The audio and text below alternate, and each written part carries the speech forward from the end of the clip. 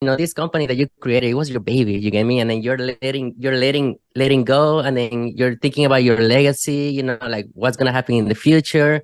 And so the deal went through, you sold the business. How did your life change right after that?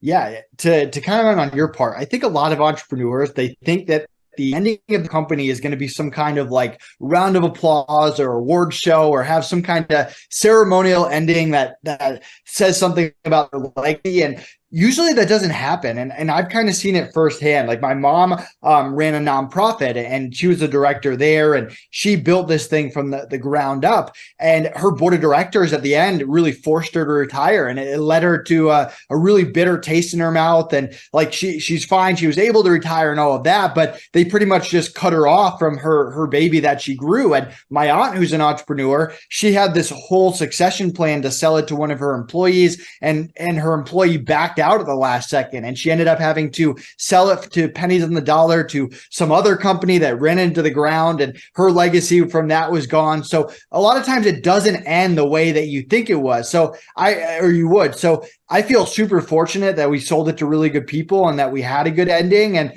I mean, personally, it was life changing. I'm not the kind of person to go out and buy a Lamborghini, or like I still buy my clothes at Goodwill. Like there's certain things that I just don't value, like clothes and cars and stuff like that. But it allowed us to buy our second house in Colorado and put a lot of money in the S&P 500. And my wife and I became foster parents. So we've had foster teens in our house, and a lot of things that you take for granted, like loving parents and food on the table, we're able to give to other people that didn't have that opportunity. And then it allowed us to brainstorm and try different businesses with a lot less stress. I mean, businesses fail, and we got a little lucky with Amazon going well and Free Up going well, but it allowed us to start our other companies and brainstorm a lot of bad ideas over the next few years before coming across bookkeeping and outsource school. And it allows business to just be fun where, hey, we don't have to hustle. Like I'm retired from traveling to conferences. I won't travel for work. I'm only interested in running businesses that don't require me to go anywhere or do anything unless it's remote.